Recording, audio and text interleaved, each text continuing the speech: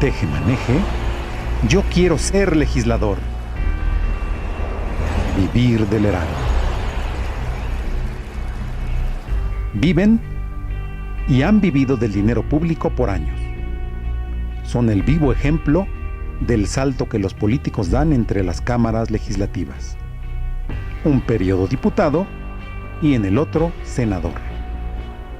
Arely Madrid, Manlio Fabio Beltrones, Eloy Cantú, Carlos Aceves, Alberto Anaya, Ricardo Monreal, Beatriz Zavala, José González Morfín, son los políticos que han estado más de 14 años en el Congreso de la Unión, recibiendo un sueldo y los beneficios económicos que acompañan a todo legislador. No son los únicos. 100 diputados federales acumulan en conjunto más de medio siglo de experiencia legislativa, lo que no siempre se traduce en mejor trabajo y mayores resultados, señalan los especialistas. Los legisladores, de acuerdo con encuestas y mediciones como las de Consulta Mitofsky, son los actores políticos peor vistos y evaluados por los mexicanos. Así, con toda esta carga, llegan a las elecciones del 2015 para renovar la Cámara de Diputados y a partir de ese año se enfrentarán al inicio de una nueva etapa. Está en la mesa de Teje-Maneje Luis Carlos Ugalde, presidente del Instituto Federal Electoral entre 2003 y 2007, es catedrático y doctor en ciencia política. En la actualidad dirige la consultora Integralia. Y nos acompaña Mariana Campos, economista especializada en gasto público y rendición de cuentas. Coordina el programa de gasto y transparencia que tiene la Asociación Civil México Evalúa. Muchísimas gracias Mariana por estar aquí. Gracias Luis Carlos por acompañarnos. Gracias a ustedes. Creo que lo que obliga, lo primero, si nos permiten, Carlos, iniciar contigo, es una pequeña radiografía del momento que estamos viviendo en términos de productividad, personajes en el Poder Legislativo. Es decir, a ver si podemos construir. A ti te tocó calificar una elección, ahora te pediríamos que calificaras el comportamiento de los elegidos. ¿Qué tipo de legislador hay en México? Yo creo que la diferencia fundamental es que el perfil de legislador hoy es más el de un gestor de favores y de recursos, y como hay más competitividad y pluralismo en la sociedad, es probable que la calidad profesional de los legisladores se haya deteriorado en los últimos 15 años. Tal forma que, lejos de aspirar a que la competencia que genera la democracia te subiera el nivel, lo que ha tendido es a deteriorarte el nivel. Claro, tienes muchos legisladores que provienen de competencias electorales, pero tienden a ser líderes políticos regionales o seccionales con muchos tintes clientelares, que por lo tanto su calidad para el trabajo legislativo es mucho menor.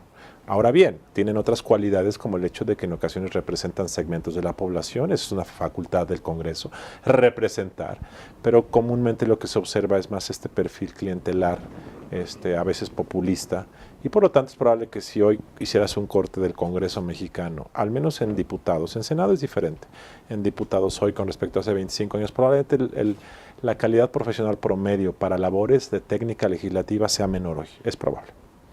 ¿Están menos capacitados? Están menos capacitados por el trabajo porque su origen es de personas que se han dedicado a labores políticas regionales locales y que su deseo no es ser buenos legisladores. La Cámara se convierte en un trampolín político para que después sean presidentes municipales, gobernadores, senadores. Es decir, el gran problema de la no reelección en México, combinado con mayor competencia electoral, te ha dado un político que va al Congreso solamente de paso. Por lo tanto, no se dedica a estudiar los temas, no se dedica al trabajo técnico, no se dedica a fortalecer a las comisiones. De hecho, lo que ha pasado es que las comisiones, que es el eje del trabajo técnico, se ha convertido en un mercado de favores para que todos tengan su comisión. Tenemos a la Cámara de Diputados con uno de los mayores números de comisiones en el mundo, porque las comisiones, lejos de ser trabajo, son credenciales nobiliarias para que tú te promuevas. Entonces, esta combinación ha sido negativa. Incluso el mismo legislador mexicano quizás esté equivocado en creer que mientras más subo a tribuna, más iniciativas presento, más asisto quizá, soy mejor legislador. ¿Qué es ser un buen legislador en México? ¿O qué sería lo ideal de tener cuál es el modelo de legislador? Lo que dices es correcto, ahí se ha confundido y por eso tenemos tantas iniciativas que se presentan que no tienen ningún mérito, no tienen a veces sustento jurídico y a nadie le interesa que sean leyes. Muchos diputados presentan iniciativas para aparecer en la foto e ir a su colonia, a su barrio, a su distrito, a su estado y decir, ya presenté una iniciativa para combatir la obesidad, aunque esta carezca de lógica inclusive. Entonces, o usar la tribuna para que te tomen una foto y para que aparezcas en el periódico de tu entidad. Este es un pésimo incentivo. Los puntos de acuerdo también son... Y es otra vez, el problema es que cuando tienes 3 años para ser famoso, entonces pues, es mejor subir a la tribuna y decir algo estridente que meterte al trabajo técnico de comisiones donde nadie te ve. Ese es el problema que puede ser alterado, probablemente, no necesariamente con la reelección, pero sí es un pésimo presente. ¿Qué es lo que hace que un buen legislador lo sea? Que presente iniciativas de calidad, que logre que se lleven a la práctica, que revise la ejecución del gobierno, del gasto público, de las leyes. El Congreso aprueba leyes y nunca pone atención en que se lleven a la práctica, que además representa a los ciudadanos. Eso es lo que hace un buen legislador en su conjunto. Entonces incluso la escuela legislativa en México está mal, María. O sea, ¿cómo está el mismo Congreso formando a los legisladores? Mal. Totalmente. Creo que buena parte de lo que está sucediendo es que no existen los incentivos para que el legislador actúe como un buen legislador, ¿no? Entonces, necesitamos incentivos que premien al legislador, que realmente estudia sus temas, que realmente es un control externo de la ejecución del gobierno. Y todavía no logramos tener esos incentivos, ¿no? Una primera pregunta es, ¿evaluamos a los legisladores? ¿Sabemos, podemos distinguir como sociedad? ¿Cómo sabemos cuando vamos a votar? Oye, ¿estoy votando por un buen legislador o no? O sea, generalmente lo que tenemos es pues una cara en la publicidad, una reseña, a lo mejor en una página de internet, pero ¿cómo sabemos la trayectoria de esta persona? ¿Cómo sabemos su desempeño en estos aspectos que comenta Luis? No tenemos realmente evaluación del desempeño de los legisladores. Yo creo que es un primer punto para poner en la mesa, definir bien estos objetivos de la carrera del desempeño de un legislador, evaluarlo y empezar a darles calificación. A la luz de sus evaluaciones, porque finalmente las evaluaciones que tanto ustedes como Carlos están realizando, que estamos viendo, las primeras evaluaciones no tienen mucho tiempo, tienen que... 3 años. 3 años, y en tu caso también es muy reciente, se evalúa productividad, se evalúa tipo de iniciativa, se evalúa preparación. A la luz de lo que ya están evaluando, ¿qué resultados tenemos? Eso es interesante. Nosotros en lo que hemos evaluado, sobre todo, es un poco el papel que hace el legislativo como contrapeso de la ejecución que hace el gobierno, sobre todo a nivel federal, y nos damos cuenta que no es realmente un contrapeso para evaluar la ejecución del gasto público, por ejemplo. Vemos grandes áreas de oportunidad en ese tema. Existen, por ejemplo, presupuestos aprobados que no se cumplen en lo más mínimo, o no se ejercen, o se pueden ejercer 10 veces más el monto del recurso que se aprobó, sin que el legislador realmente cuestione el por qué, le dé un seguimiento.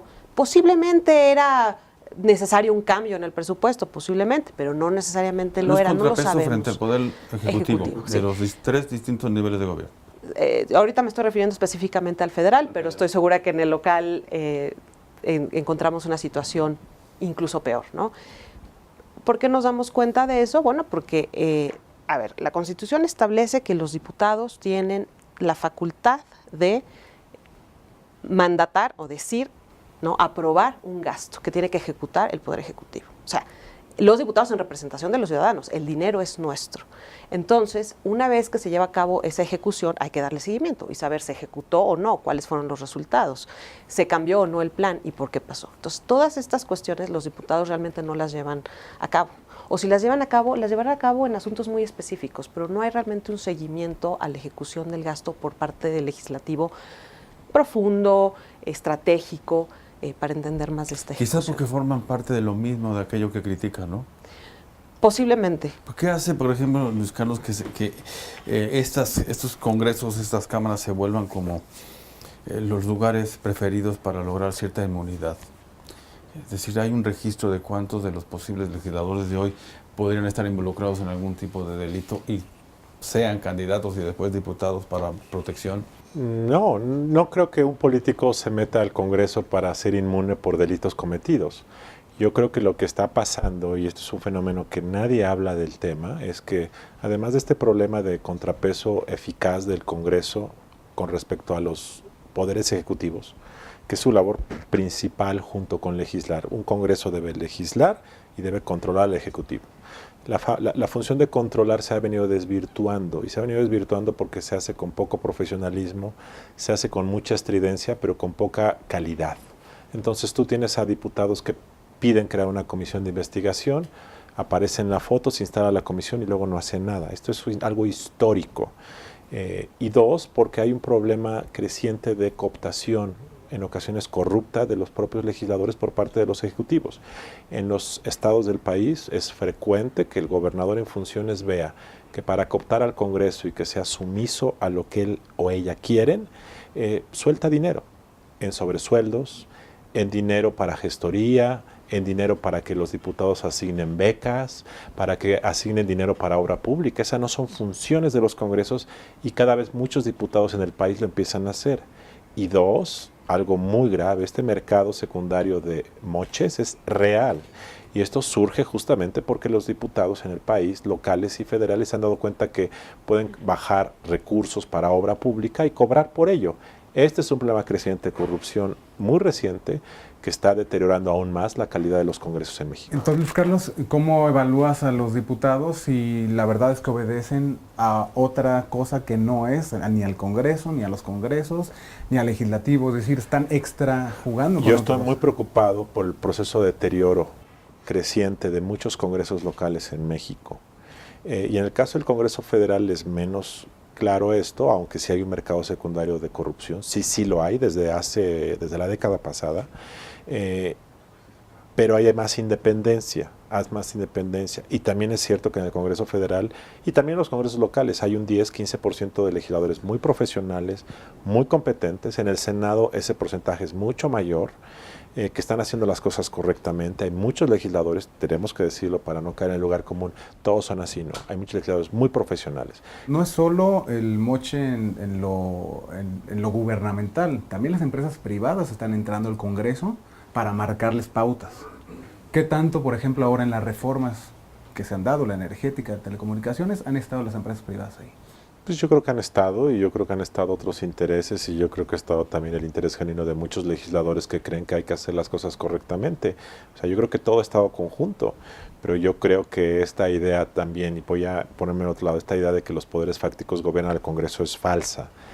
Sobre todo yo creo que en esta legislatura, por la combinación del liderazgo presidencial, el Pacto por México y otros factores, yo creo que muchas reformas del pacto se hicieron a pesar de la presión de muchos grupos externos, y que también estos grupos externos influyeron en alguna medida, pero no todo es ganan los de afuera o ganan los de adentro. O sea, sí hubo inyección para convencerlos de algún otro interés, ¿no? Se dice, sí hubo operación, hubo lobby en estas tres reformas al menos claves de arranque, la telecomunicaciones, la energética y la de la política. Sí hubo inyección, digamos. Si estamos construyendo un perfil de legisladores, primero clientelares, luego muy cercanos a los moches, a eventos de corrupción, es entonces factible que en estas tres reformas que hoy el Ejecutivo tiene de avanzada, hubo... No, la de la electoral no es de avanzada, la electoral es muy mala. Yo no la pongo ahí. La de telecomunicaciones... Pero son con las que se están levantando el cuello y diciendo vamos avanzando y metamos... No, la electoral muchos piensan que es muy mala. El PAN piensa que es buena, pero fuera del PAN yo no veo que nadie que diga que es buena. Pero bueno, la de telecomunicaciones me parece positiva, la energética me gusta. Pero el punto es que sí hubo inyección. Sí hubo... ¿Cómo que inyección de qué? ¿Dinero directamente con los legisladores? No sé. Yo nunca dije eso, ¿eh? No, claro que no lo dijiste, pero estamos sugiriendo. Yo no creo, ¿eh? No sé. En la electoral no creo que lo haya habido, ¿eh? En la electoral, en el caso del PRI, que estaba totalmente en contra, lo que hubo fue manita de puerco del presidente de la República. En las otras, no creo. Yo lo que estoy diciendo es que a nivel local, para aprobar presupuestos o algunas iniciativas de gobernadores, en ocasiones hay compra de votos y hay sobresueldos y hay otras cosas. Pero entonces, ¿por qué surge esta figura del pacto? Y prácticamente el acuerdo, los acuerdos sobre estas tres reformas o dos reformas, llegan prácticamente consensuadas a las cámaras. Es decir, esa crítica creo que me parece muy muy real, es decir, ¿están legislando fuera del evento legislativo, de los espacios legislativos o no? Bueno, yo creo que en todos lados, no creo que sea el caso de México, debe haber una cierta preparación, desde luego, de los líderes de las reformas. Yo creo que eso no está mal, o sea, que las cosas se puedan discutir, que los entes que presentan algún tipo de iniciativa traten de conversar y traten de empujar las ideas. Lo que veo completamente mal es que el legislador vaya a ser sujeto de algún tipo de compra, ¿no?, de su voto, cosas así. Eso es lo que estaría completamente inadecuado, pero que incluso las empresas vayan y traten de platicar con algún legislador. Yo no encuentro que eso sea específicamente concreto, prohibido. El Pacto por México jugó un papel de acuerdo legislativo antes de debatirse en la Cámara. Por supuesto, y gracias a eso pasaron. La Cámara fue facilitadora por la disciplina que la caracteriza. Yo lo que digo es, qué bueno que el Congreso facilitó que eso ocurra, pero el Congreso sigue siendo el mismo de siempre, porque hoy se dice es que gracias al Congreso. Bueno, gracias al Congreso que facilitó, pero el Congreso sigue siendo el mismo de siempre, poco profesional, con clientelismo interno, con gastos excesivos, etcétera, etcétera, a pesar de haber pasado buenas reformas, y algunas de ellas, no todas, ¿no? Con incluso, decíamos, actos de corrupción. Bueno, eso a mí no me queda, yo no tengo evidencia de que eso haya pasado, ni siquiera tengo evidencia de que los moches ocurran, pero existe por lo menos en el tema de los moches sí existen fuertes rumores de que eso sucede, ¿no? De hecho, el último periodicazo ahí fue hace, no sé, un par de semanas, en donde se involucra a un diputado del cual, pues bueno, no sabemos si esto sea cierto o no, pero es denunciado en este artículo de que él está involucrado en estos moches, un diputado del PAN que además es líder en el tema de transparencia y que es líder ahorita en la reforma anticorrupción, una de las reformas indispensables que se han seguido aplazando, que yo creo que es la que le va a dar realmente, si se piensa bien y se implementa una buena reforma, pues me parece indispensable en la vida pública de México, ¿no? El tema anticorrupción. Entonces, pues preocupa mucho, ¿no?, que hayan estos rumores y que además, pues se queden en rumores. O sea, institucionalmente, ¿cómo vamos a mejorar los controles? O sea, la Cámara de Diputados controla al Ejecutivo. ¿Quién controla a la Cámara de Diputados o quién controla al Congreso? O sea, necesitamos crear estos mecanismos. Aquí lo preocupante también es que los diputados tampoco hacen, bueno, y diputados locales, federales, senadores, no hacen nada por cambiar esa imagen. Ese contrapeso, y tú lo dices, un presidente fuerte, pero eso no significa que el Congreso tenga que ser débil. ¿Por qué no? Un presidente fuerte y un Congreso fuerte. Claro. Los ciudadanos, ¿cómo vemos entonces a los legisladores? Pues el tema de evaluarlo, ¿no? Como meros títeres de un ejecutivo.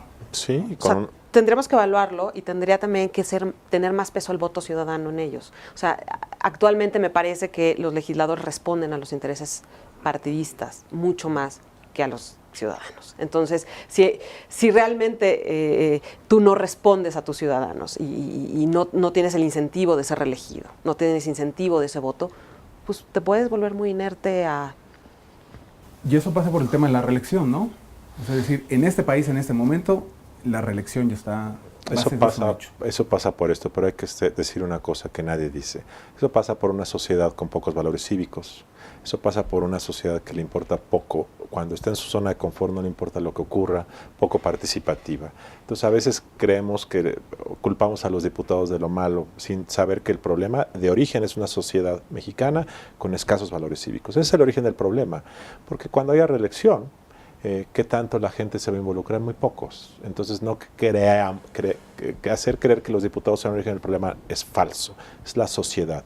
Ahora bien, la reelección puede contribuir más que a la rendición de cuentas, a la profesionalización, porque si yo estoy 9 años sentado en esta mesa, algo les voy a aprender a ustedes sobre el talento periodístico que tienen, algo. Pero si estoy solamente aquí 1 hora, pues no voy a aprender nada. Entonces yo creo que ese tema de la posibilidad de una carrera de 9 o 12 años puede ayudar a ser más profesional al Congreso y eso creo que puede ser algo benéfico. Si así lo crees, efectivamente 12 años reeligiéndose hasta 4 periodos haría mejores legisladores. Es uno de los puntos por los cuales... No, yo creo que es uno de los factores, o sea, uno de los factores. Los dos estuvieron de acuerdo en la reelección, ¿estamos en lo cierto? Yo estoy de acuerdo en la reelección.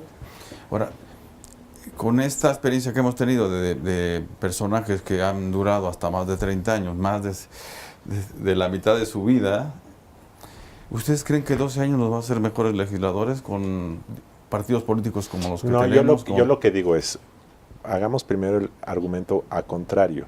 Con 3 años estoy seguro que no vamos a ser buenos legisladores. 12 es una condición necesaria, pero insuficiente. Si a esos 12 le pones otras condiciones, como el financiamiento de las campañas, el método de nominación, qué tipo de partidos tienes, la vigilancia ciudadana, O sea, la mayor transparencia. Evaluación, bueno, eventualmente transparencia, puede ¿no? ocurrir. Y está dado ese momento, es decir, habrá a partir ya del próximo año mejores mecanismos de evaluación, revisión, fiscalización. ¿La ley misma lo protege, lo garantiza? No, todavía no. Yo creo que todavía es muy incipiente.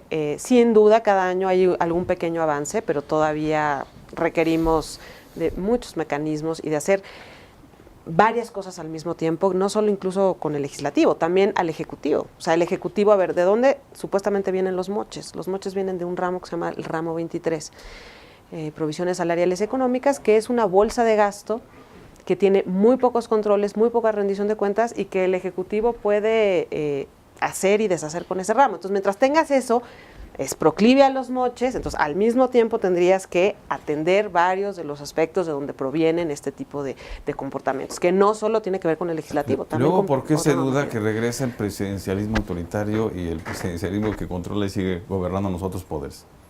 No, ¿Están atados o no están atados las nuevas legislaturas al apoyo, evaluación, corrupción del Poder Ejecutivo? Yo no estoy de acuerdo con lo que dices. Yo creo que el presidencialismo autoritario no ha regresado. Yo creo que el problema es la corrupción, que no se ha ido y por lo tanto no es que haya regresado. El país es cada vez más corrupto, pero eso no cambió, no ha cambiado, ha venido creciendo. Yo creo que la política más eficiente para la corrupción es prevenir en medida de lo posible. Creo que tenemos muchas ventanas abiertas para que pase, para dar oportunidad.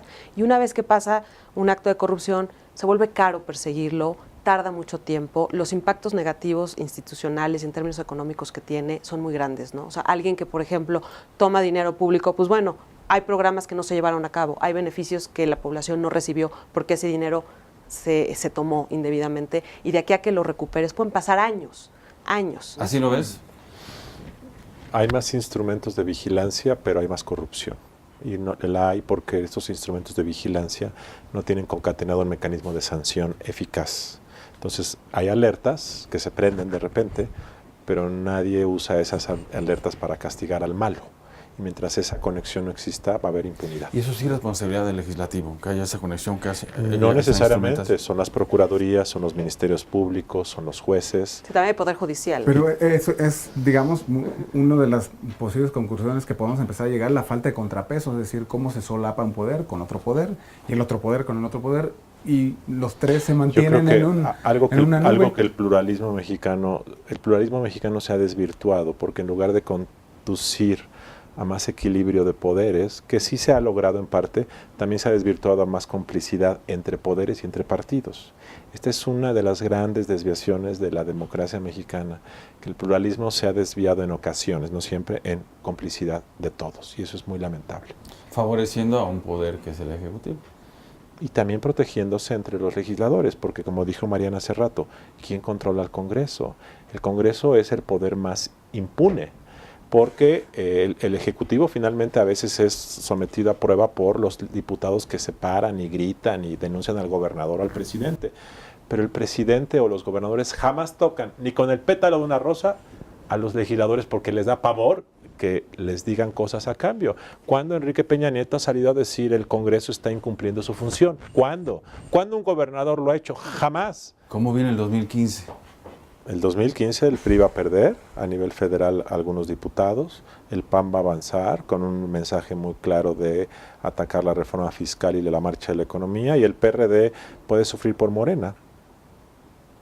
¿Sí? Sí, claro. Mucho puede ser, ¿no? ¿Y en términos de fiscalización? Pues en términos de fiscalización estamos bastante primitivos todavía. Me parece que la fiscalización en México pues no es nada oportuna, ¿no? Ya existe, o sea, sí existe, y hay que mejorarla, y hay que mejorar su calidad, y hay que mejorar su estrategia, y hay que mejorar su oportunidad y la oportunidad de la información que genera, ¿no? Actualmente hay muchas auditorías, que encuentran cosas importantes de las cuales tendríamos que reflexionar más, que no estamos reflexionando, pero que también la información cuando es pública se vuelve obsoleta. ¿no? Todavía, apenas de lo que se ejerció en 2013, tú y yo como ciudadanos vamos a conocer los hallazgos de esas auditorías hasta febrero, finales de febrero de 2015.